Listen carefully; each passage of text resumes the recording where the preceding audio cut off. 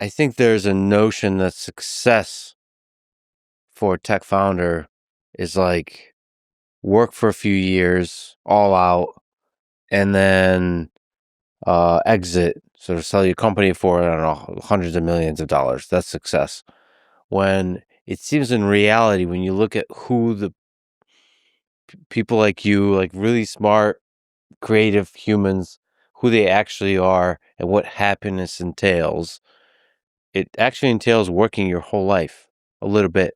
Just like, because you actually love the programming, you love the building, you love the designer, and you don't want to exit. And that's something you've talked about really, really eloquently about. So like, you actually want to create a life where you're always doing the building and doing it in a way that's not completely taking over your life. Mojito Island is a mirage. It always was. There is no retirement for ambitious people. There is no just sitting back on the beach and sipping a mojito for what? For 2 weeks before you go damn crazy and want to get back into the action? That's exactly what happens to most people who have the capacity to build those kinds of exits. I've never seen, I shouldn't say never, I've almost never seen anyone be able to pull that off. Yet so many think that that's why they're doing it. That's why they're sacrificing everything. Because once I get to the finish line, I'm golden. I've won. I can retire. I can sit back. I can just relax. And you find out that that kind of relaxation is actually hell. Yeah. It's hell for creative people to squander their God-given creative juices and capacities. And I was really lucky to read the book Flow by Mihai Csikszentmihalyi early on. Nice. The pronunciations. Do you know what? I had to practice that with AI over the last few days because I knew I was going to cite him, and I butchered his name several times. So AI taught me how to pronounce that, at least somewhat correctly. But his main work over his career was essentially the concept of flow that came out of a search for understanding happiness. Why are some people happy? When are they happy?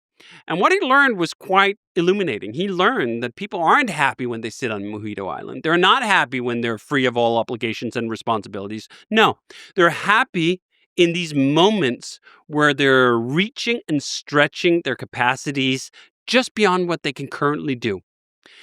In those moments of flow, they can forget time and space. They can sit in front of the keyboard, program a hard problem, think 20 minutes have passed, and suddenly it's been 3 hours. They look back upon those moments with the greatest amount of joy, and that is what peak happiness is. If you take away the pursuit of those kinds of problems, if you eliminate all the problems from your plate, you're going to get depressed. You are not going to have a good time. Now, there are people who can do that, but they're not the same kind of people who built these kinds of companies. So you have to accept the kind of individual you are. If you are on this path, don't bullshit yourself. Don't bullshit yourself into thinking, I'm just going to sacrifice everything, my health, my family, my hobbies, my friends. But in 10 years, I'm going to make it all up.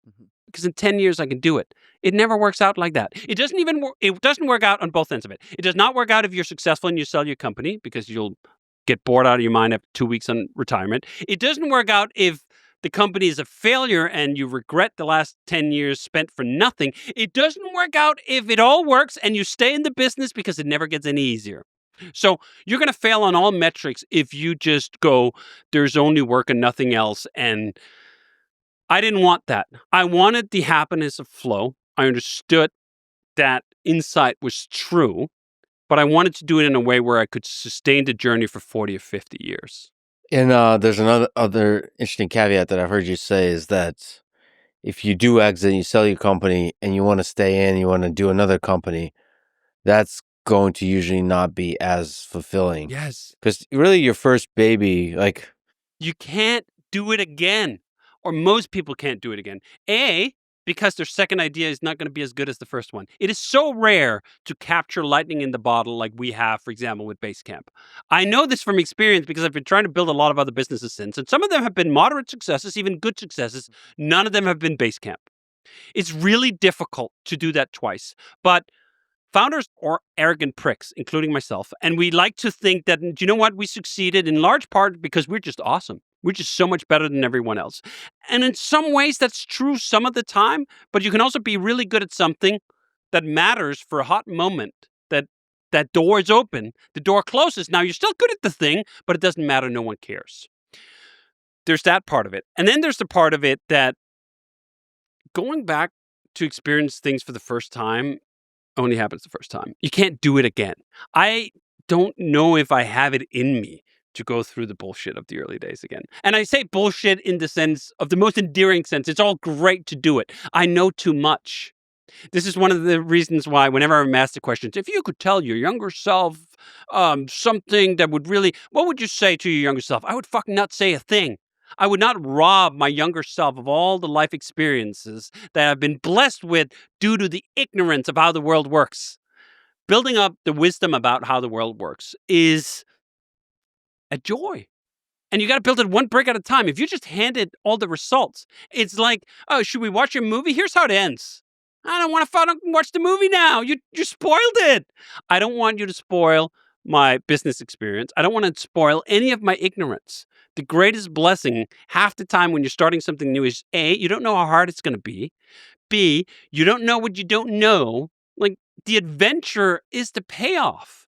The responsibility is the payoff. This is something Jordan Peterson has really taught me to articulate. This notion that responsibility is actually key to meaning. Man's Search for Meaning, Viktor Frankl talks about this as well, that we can endure any hardship if there's a reason why. Now, he talked about it in truly life-altering concentration camp ways, but you can also apply it at a smaller scale with less criticality of even just your daily life, that all that hardship in building the original business, that is responsibility you take upon yourself. The appeal, the reason you take that on you is in part because you don't know fully what it entails. If you had known up front, if I'd known up front how hard it would be, how much frustration there'd be along the way, if you just told me that in a narrative before I got started, I would have been like, maybe I should just go get a job. I mean, you said so many smart things there. Just to pick one, it's funny that sometimes the advice givers, the wisdom givers, have gone through all the bullshit. And so there is a degree to which you want to make the mistake. So I think I would still give the advice of you want to have a stretch of your life where you work too hard, including at a thing that fails. I don't think you can learn the lessons why that's a bad idea in any other way except by doing it. There is a degree, but of course you don't. I think you should stretch. Should you have to stretch for a decade? I'm not so sure. Yeah, the decade thing is 20s is a special time. It's a lot to trade. You don't get your 20s back. Yeah. You don't get your 30s back. You don't get your 40s back. I would have regretted personally if I hadn't done the other things I did in my 20s, if I hadn't had the fun I had, if I hadn't had the friends I had, if I hadn't built up the hobbies that I did, if I hadn't started driving race cars at an early enough age to actually get really good at it, if I'd just gone all in on business, because I would have got the same out in the end. This is something Derek Sivers really taught me. He has this great essay about how when he went for a bike ride, he could go really hard, all out, and he could do the ride, I think, in 19 minutes. Or he could enjoy the ride, go 5% slower, do the ride in 21 minutes, and realize there's only 2 minutes apart. Either I go all in all the time, there's nothing else, I'm completely exhausted at the end, or I travel the same distance and I arrive maybe 2 minutes later, but I got to enjoy the scenery, listen to the birds, smell the flowers.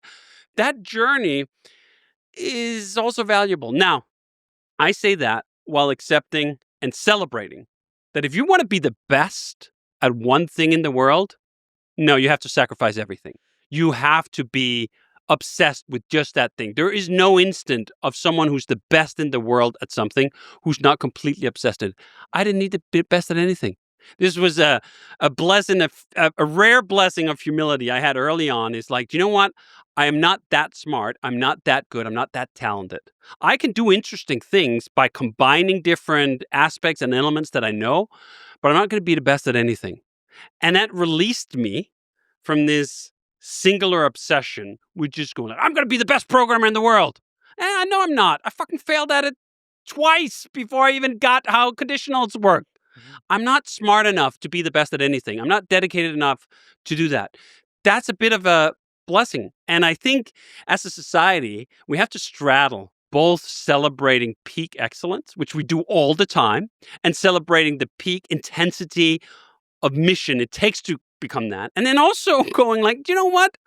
We don't all need to be Michael Jordan. There's only going to be one of those. Well, we should say that there's certain pursuits where a singular obsession is required. Basketball is one of them. By the way, probably racing. If you want to be the best at 100%. F1 in the world. If you want to be Senna, you got to be a maniac. But I would argue that there's most disciplines like programming allows, if you want to be quote unquote the best, whatever that means, I think that's judged at the end of your life. And usually if you look at that path, it's going to be a nonlinear one. You're not going to look like the life of an Olympic athlete who's singular focus. There's going to be some acid there in the 20s, or there's going to be several detours. Which the true greats, there's going to be detours. And sometimes they're not going to be Steve Jobs acid type of situation. They'll be just different companies you worked for, different careers, or different sort of efforts you allocated your life to, but it's going to be nonlinear. It's not going to be a singular focus. The way I think about this sometimes is I want a good bargain on learning. I can become in the top 5% of whatever I defined as good at something much, much easier. Perhaps it's 20 times easier, 100 times easier to get into the top 5% than it is to get into the top 0.1%. That's almost impossibly hard to get into that. But if I'm content just being in the top 5%, I can be in the top 5% on like 5 things at once. I can get really good at writing. I can get decent at driving a race car. I can become pretty good at programming. I can run a company. I can have a family. I can do a lot of things at the same time that gives me sort of that variety that almost was idealized. Karl Marx has this idea, I'm going to fish in the morning and hammer in the evening and paint on the weekends, right? That there's a sense, for me at least, where his diagnosis of alienation was true. That just that tunnel vision, there's just this one thing, I'm just going to focus on that, gives me a sense of alienation I can't stomach. When I'm really deep on programming, and sometimes I go deep for weeks, maybe even in a few cases months, I have to come up for air and I have to go do something else. Like, all right, that was programming for this year. I've done my part. I'm going to go off writing or annoy people on the internet or drive some race cars or do something else. And then I can do the programming thing with full intensity again next year.